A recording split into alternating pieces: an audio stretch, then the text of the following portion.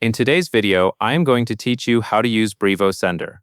This is the process for adding a verified sender in Brevo, so your marketing emails can display the correct name and address, and so your campaigns can be sent smoothly. Start by signing into your Brevo account and looking at the top right corner of the screen. Click your profile name or the option labeled something like My Company. This is where Brevo keeps the account and organization settings. From that menu, click Settings. A drop-down will appear with several options. Select Senders and IP.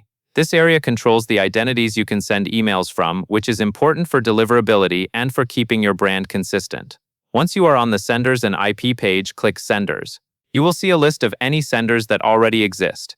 To add a new one, click Add a Sender. A form will open. Type the sender name you want recipients to see, along with the email address you want to send from. Make sure the email address is one you can access, because Brevo will need to verify it.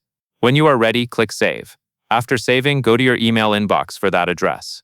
Look for the verification email from Brevo. Open it and click the verification link inside.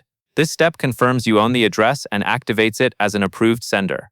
If you do not see the email right away, check spam or junk folders and give it a moment to arrive. Once your sender is verified, return to Brevo.